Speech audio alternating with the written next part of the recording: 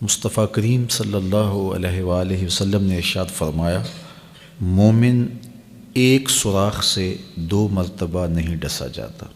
چونکہ ہمارا دین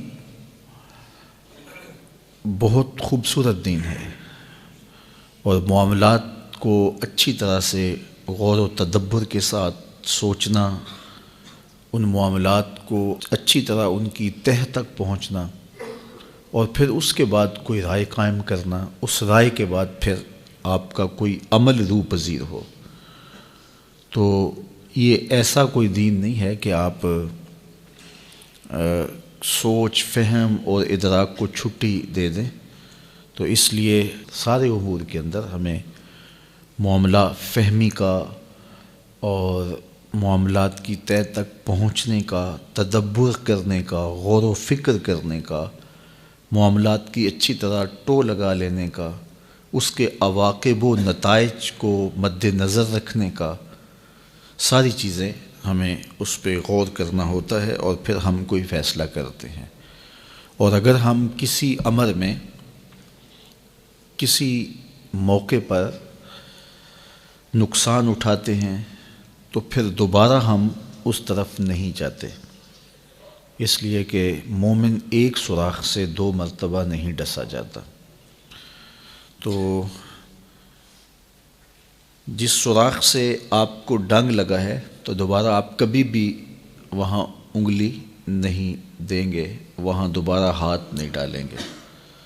تو زندگی کے تجربات سے فائدہ حاصل کرنے کی اس حدیث میں تلقین ہے کہ زندگی کے اندر جو مشاہدات آپ کے سامنے آتے ہیں اس سے نگاہیں نہیں چرائی جا سکتی، ان سے نظریں نہیں ہٹائی جا سکتی۔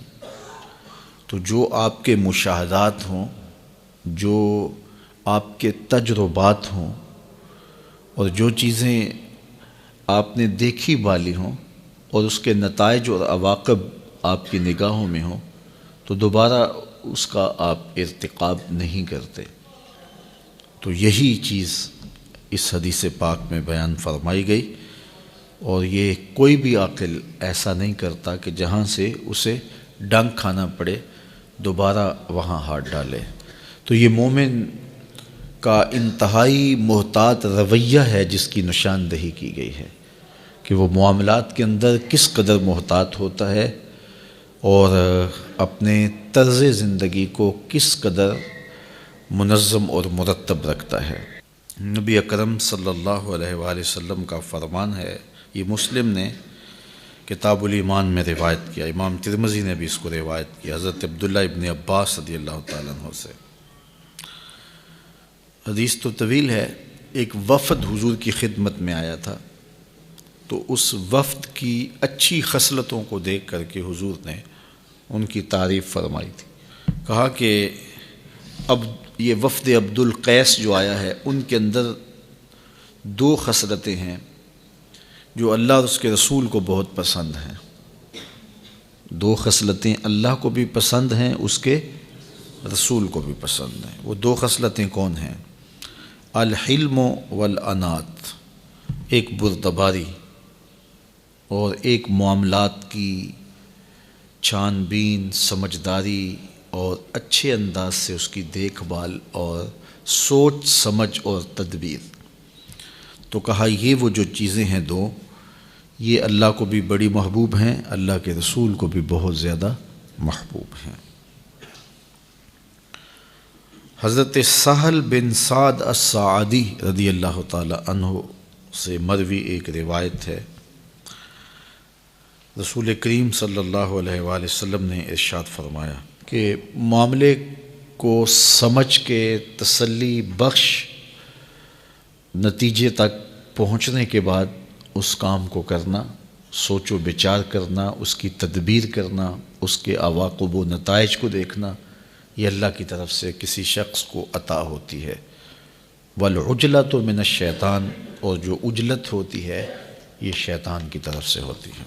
حضرت نبی رحمت کا ایک فرمان اور سنیے جو انہی احادیث کی تشریح ہے،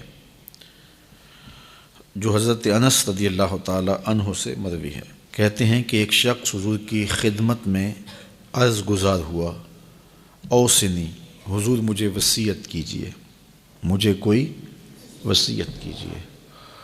مختلف اوقات میں مختلف لوگوں نے حضور سے وصیت طلب کی ہے۔ آقا کریم علیہ السلام نے مختلف اوقات کے اندر مختلف لوگوں کو مختلف جواب دیے ہیں۔ کسی نے کہا مجھے وصیت کیجئے تو کہا اوصی کا بتقوی اللہ، میں تمہیں اللہ سے ڈرنے کی تلقین کرتا ہوں۔ کسی نے کہا مجھے وصیت کیجئے تو فرمایا کہ غریبوں کے پاس بیٹھا کرو۔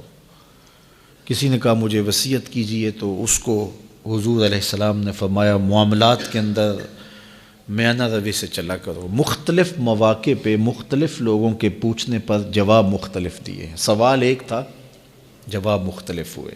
سب کا سوال یہ تھا اوصنی، مجھے وصیت کیجئے۔ ہر ایک کو الگ الگ وصیت حضور نے فرمائی ہے۔ اس کی کیا وجہ؟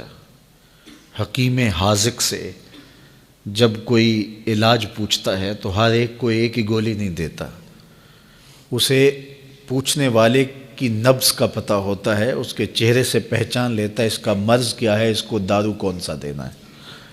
تو جس نے بھی وصیت حضور سے پوچھی، نگاہ رسالت مآب نے جان لیا کہ اس کا علاج کس میں ہے، تو وہی علاج تجویز فرمایا۔ تو جو کسی نے سوال کیا اور اس کی جو ضرورت تھی، نبی رحمت صلی اللہ علیہ وآلہ وسلم نے اسی ضرورت کو پیش نظر رکھتے ہوئے اس کو وصیت فرمائی۔ مجھے کوئی وصیت کے بارے پوچھتا ہے تو میں سوچ میں پڑ جاتا ہوں کہ اس کو کیا کہوں، تو لیکن اللہ کے محبوب سے کوئی پوچھتا تو حضور کے سامنے لوگ بالکل واضح تھے، شفاف آئینوں کی طرح حضور کے سامنے ہر ایک کا عکس تھا کہ اس کو کیا چاہیے، اس کو مرض کیا ہے، اس کا علاج کیا ہے، اس کو شفا کس دارو سے ہوگی۔ تو پھر آقا کریم ایسے ہی اس کو جواب ارشاد کرتے۔ اللہ اکبر۔ تو اس نے عرض کی یا رسول اللہ صلی اللہ علیہ وسلم مجھے وصیت کیجئے، تو حضور نے ارشاد فرمایا خذ الامر بالتدبیر، معاملے کو غور و فکر کے ساتھ دیکھو، معاملات کی تدبیر کرو، معاملات کی منصوبہ بندی کرو۔ جب کوئی بھی کام کرنا چاہو تو اس کی منصوبہ بندی کرو، پوری طرح سے اس کے عواقب و نتائج دیکھو اور اس کی اچھی تدبیر کرو، اور اگر تم سمجھو کہ اس کا نتیجہ اچھا نہیں ہے اور یہ کام، یہ مشق نتیجہ خیز نہیں ہوگی، تو پھر فرمایا اس کام کے کرنے سے رک جاؤ۔ تو یہ کتنی خوبصورت حضور کی نصیحت تھی، اور ما قبل جتنی حدیثیں 2 یا 3 آپ نے سماعت کی ہیں، ان کی یہ حدیث تشریح ہے کہ حضور نے وصیت کرتے ہوئے فرمایا کہ جب کوئی بھی کام کرنا چاہو، وہ دنیا کا کام ہو یا دیگر کوئی تمہارا امور دین میں سے ایسا کام ہو، غیر منسوس کام، ایک ہوتا ہے منسوس کام، نماز پڑھنا ہے تو اس کے لیے سوچ و بچار تو نہیں کرنی، نماز تو پڑھنی ہے۔ روزے کے لیے سحری کے وقت بندہ سوچنے لگ جائے کہ میں روزہ رکھوں کہ نہ رکھوں، ان امور پر تو سوچ و بچار نہیں کرنی ہے۔ سوچ و بچار ان امور پہ کرنی ہے کہ جن کی منصوبہ بندی آپ نے کرنی ہے، اور جن چیزوں کا ایسی چیزوں سے تعلق نہیں ہے، تو وہ کوئی آپ کام کرنے جا رہے ہیں تو اس کی پھر آپ نے منصوبہ بندی کرنی ہے۔ تو اسی طرح دنیاوی امور کے اندر بھی کچھ کام ہیں تو وہ تو آپ روزمرہ کی روٹین کے مطابق کرتے ہیں، اس میں تو ظاہر ہے بھوک لگی ہے تو کھانا کھا لینا ہے، بات ختم۔ لیکن اور بہت سارے دنیاوی امور ہیں، بچوں کے رشتے کرنے ہیں آپ جو ہے وہ گھر بنانا چاہتے ہیں تو آپ کہاں بنائیں، وہ منصوبہ بندی کریں گے کہ ہمسائے کیسے ہوں، کس سوسائٹی میں اپنا گھر بناؤں کہ میرے بچوں کا دین بچ سکے، میری نسلیں محفوظ رہ سکے۔ کاروبار کرنا ہے تو کون سا کاروبار کروں، اس میں تمام پہلوؤں پہ غور کرنا ہوگا کہ ایسا کاروبار نہ ہو کہ جس میں ایسا کھب جاؤں کہ میرے پاس دین کے لیے بھی وقت نہ ہو اور اتنی مصروفیات مجھے گھیر لیں کہ میرے لیے 5 گانا نماز کی فرصت بھی نہ ہو۔ تو وہ منصوبہ بندی کرنی، دیکھنا ہے میرا فائدہ کس میں ہے، میرے جسم کو راحت کہاں ہوگی، میرا دین کیسے بچے گا، میں اپنی اولاد کو وقت دے پاؤں گا یا نہیں دے پاؤں گا۔ تو سارے امور پر غور و فکر کرے، دنیاوی امور ہیں۔ اسی طرح اور بہت سارے امور ہیں دنیا کے، اس طرح دینی امور ہیں بہت سارے۔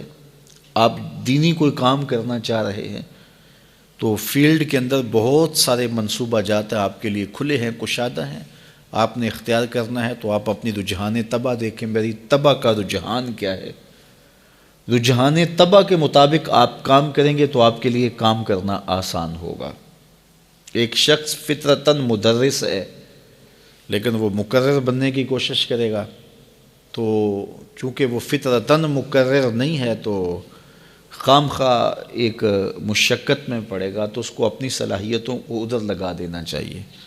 ایک شخص کی طبع کے اندر جو ہے وہ تقریری صلاحیتیں ہیں، تو وہ محرر بننا چاہتا ہے تو اس کے لیے یہ مشکل ہوگا کہ صلاحیتیں اس کو کسی اور جانب کھینچ رہی ہیں اور وہ اپنے آپ کو کسی اور سمت لے جا رہا ہے۔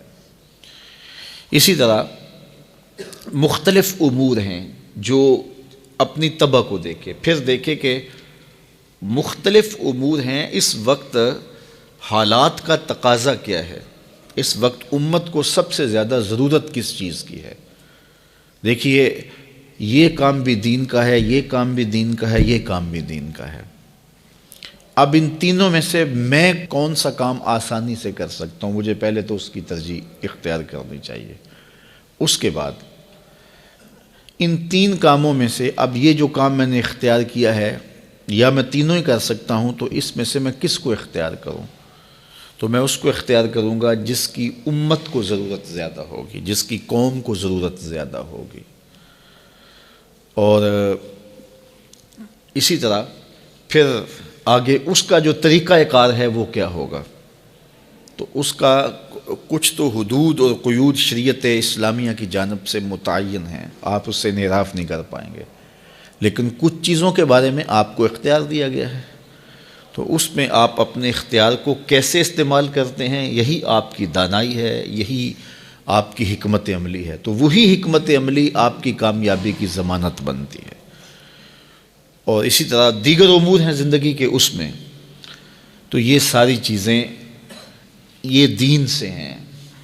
ایسا نہیں ہے کہ جدھر میں نے منہ اٹھا لیا اور ادھر میں چل پڑا، ایسا نہیں ہے، بلکہ مجھے اپنے معاملات کو مکمل تدبیر کے ساتھ، مکمل منصوبہ بندی کے ساتھ اپنے کاموں کا کوئی رخ متعین کرنا ہوگا، کوئی ترجیحات طے کرنی پڑیں گی، پھر ان ترجیحات پر مجھے چلنے کے لیے دیکھنا ہوگا میسر وسائل کیا ہیں اور امت کی ضروریات کیا ہیں، پھر اس کے مطابق میں چلوں گا۔ اسی طرح گھریلو زندگی کے اندر ہے، اسی طرح آپ کی کاروباری زندگی کے اندر ہے۔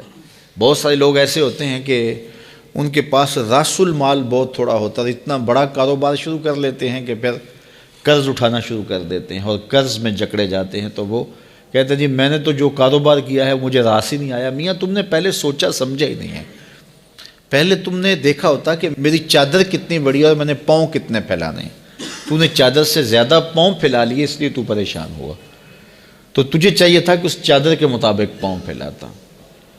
تو جو میسر وسائل ہیں اس کے پاس، تو ان وسائل کے مطابق جو میسر صلاحیتیں ہیں ان صلاحیتوں کے مطابق، تو یہ حکمت دین ہے۔ اور اللہ کے محبوب علیہ السلام نے ہمیں جو دین دیا ہے تو اس دین میں ہم یہ سب کچھ سیکھنے کو ملتا ہے۔ عبادات کے مجموعے کا نام ہی دین نہیں ہے کہ سجدہ ایسے کرنا ہے، رکوع ایسے کرنا ہے، قیام ایسے کرنا ہے، بس یہی دین نہیں ہے۔ باقی ادیان میں تھا کہ کچھ امور تھے، لیکن اسلام مکمل ضابطہ حیات ہے۔ ماں کی گود سے لے کر پیدا ہونے سے لے کر لحد میں اترنے تک کوئی ایک لمحہ بھی ایسا نہیں ہے جس لمحے میں اسلام ہمیں رہنمائی نہیں دیتا ہے، ایک ایک لمحے میں ہمیں رہنمائی دیتا ہے۔ تو آقا کریم علیہ السلام سے جب اس نے پوچھا تو ظاہر ہے حضور نے اس کے حال کے مطابق اس کو جواب دیا۔ دیکھیے حضرت ابوبکر صدیق رضی اللہ تعالیٰ عنہ سارا مال لے آئے نا حضور کی خدمت میں، پیش کر دیا، تو حضور نے ان سے وصول کر لیا۔ پوچھا ما ابقیت لأہلک یا ابا بکر، ابو بکر گھر والوں کے لیے کیا چھوڑا ہے؟ تو انہوں نے کہا ابقیت لہم اللہ ورسولہ، میں نے گھر والوں کے لیے اللہ اس کے رسول کی محبت چھوڑی ہے، محبت دے کے آیا ہوں، میرے لیے اللہ اس کا رسول ہی کافی ہے۔ تو حضور نے ان کا مال وصول کر لیا۔ اور ایک اور صاحب آئے ایک دوسرے موقع پر اور انہوں نے سارا مال پیش کرنا چاہا، تو حضور نے فرمایا کہ نہیں، اپنے اہل خانہ کے لیے بھی تو کچھ رکھو نا، ان کو کنگال نہ کرو۔ اس سے سارا نہیں لیا، ان سے سارا لے لیا، چونکہ حضور دونوں کے احوال باطن کو جانتے تھے اور ہر شخص کی کیفیت سے حضور اچھی طرح واقف تھے اور ان کی ضروریات کو بھی جانتے تھے۔ اس لیے اللہ کے محبوب علیہ السلام نے دونوں لوگ ایک ہی عمل کر رہے ہیں لیکن ایک سے حضور قبول کر رہے ہیں، دوسرے سے قبول نہیں کر رہے۔ تو یہ ساری چیزیں ہیں، یہ حکمت ہے، یہ دانائی ہے، اور نبی کا منصب ہی یہ ہے، یعلمہم الکتاب والحکمہ ویزکیہم۔ نبی حکمت اور کتاب سکھاتا ہے اور پھر تزکیہ باطن کرتا ہے، تو یہ نبی کے منصب میں سے ہے۔ تو اس نے کہا حضور مجھے وصیت کیجئے، تو فرمایا کہ جب تم کوئی کام کرنا چاہو تو اس کی باقاعدہ منصوبہ بندی کرو۔